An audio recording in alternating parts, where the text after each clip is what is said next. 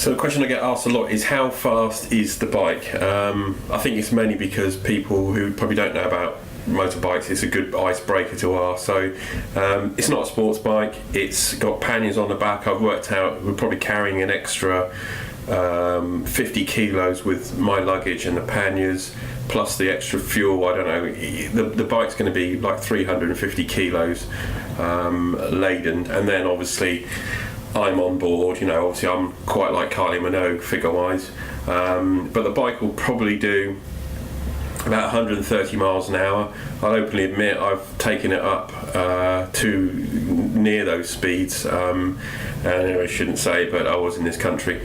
Maybe not.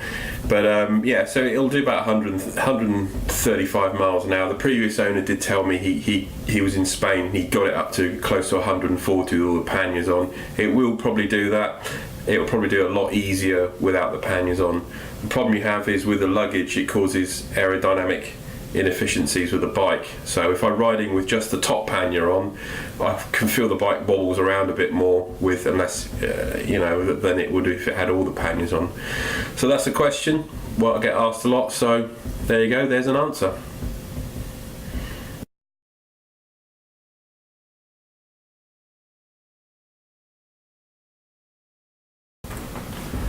So another question I get asked is, does the bike have a radio? Well, the answer to that is no, it doesn't.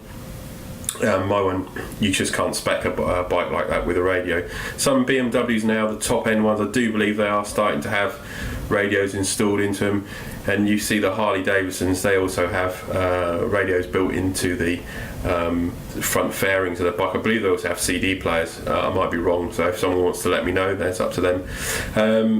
Honda Goldwing's another bike, they also have radios installed and a lot more kit, but those bikes sort of start about £25,000, for about $40,000. But I do get to listen to the radio. This is my wonderful crash helmet, and on the side here, as you can see with this blue flashing light, this is an intercom system, and on here I have everything that I need, and it's all operated by these buttons here.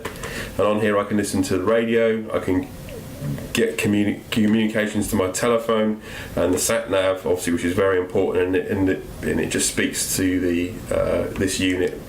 You've probably seen the sat nav is attached to the inside the fairing on my bike, but also can stream music via Bluetooth on here. And down here I have a MP3 player, and I bought this.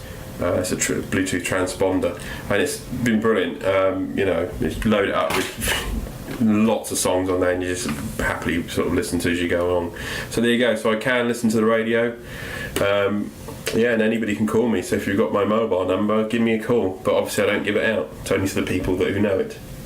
So but if you like it and want to chat to me whilst I'm on the road, if you send me a very interesting question and it passes muster, then maybe I'll give you my telephone number.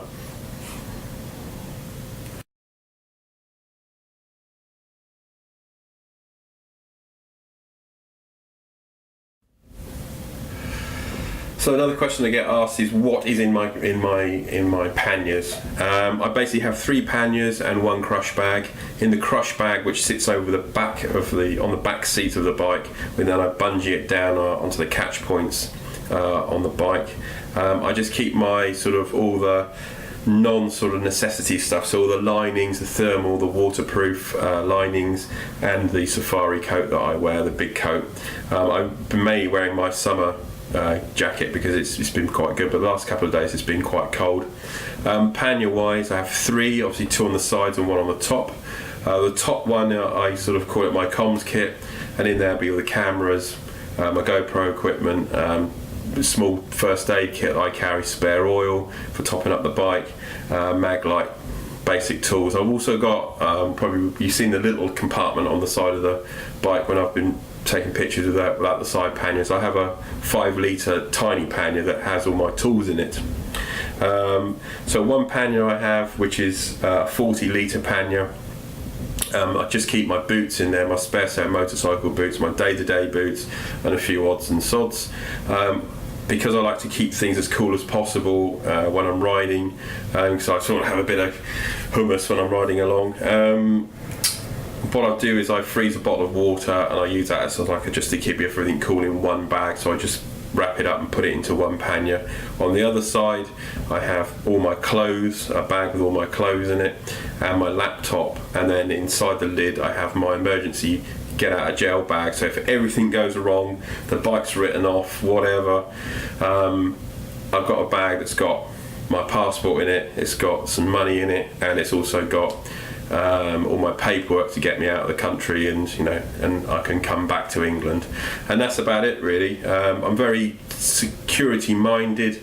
If I'm in a rough area like I was a couple of nights, I take everything off the bike.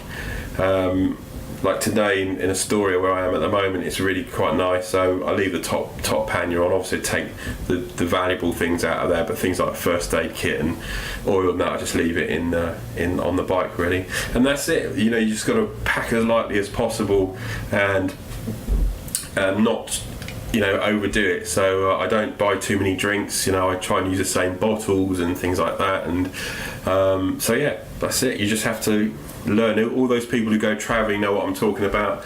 You just got to pack the minimum amount that you need, and that's the way to do it.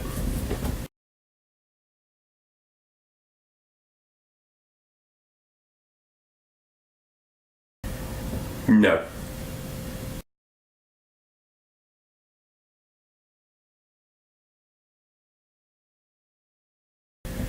So the question I get asked is, how do I plan my day? It's quite straightforward. You get up. I've sort of pre-packed my bike the night before. I've done sort of the basics and getting it down to a fine art now.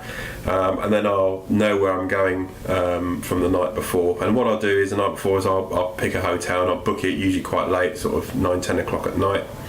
And the way I do things is I look at an overall distance I want to ride. I will sort of say that I ride about 250 miles is my max a day. I've probably done it a couple of times, and I'm not out to rush across America. You speak to some guys, they do 400-500 miles a day, and that's a big slog. But normally I've got in my head, I sort of know where I want to go. I'm on the Pacific Coast Highway, Route 101 at the moment, and that runs all down the west coast of America. So I know roughly this area at the moment I'm in. I'm currently in Astoria because I've been here before. So I just look at the next big city to go to, which is for me here is San Francisco. So that's where I'm heading to. It's about 700 miles I think from here, but you can go off down to Portland and places like that. So I give myself options, and that's pretty well it really. You just ride. I get to the hotel once I've done, and I'm unfamiliar with sort of travelling this long on my own, so I get into a routine where I get to the hotel, I obviously check in, I unpack the bike, I make sure the bike's safe, and then what I do is I usually get changed and I go straight out into the town, the local area, and have a look round. Like today in Astoria, I got my barnet cut, obviously, as you can see, and so that needed to be done. I needed to pick up a few little bits and pieces. Unfortunately, the bike has blown a front head bulb, and I can't get one at the moment, so I don't know where. Probably the next port of call for me will be something like Portland or San Francisco, where I'll go and get a bulb and get it fitted. Then I go out, I scan out the town, I take some photographs if there's anything interesting to take pictures of. I then usually come back to the hotel, have a couple of hours to rest, get changed, have a shower, and then I go out, have some food, and then if I find a nice restaurant I'll sit in it. If not, I come back to the hotel with takeout and I do some writing or watch a bit of TV and then start plotting where I'm going to next. So that's about it really.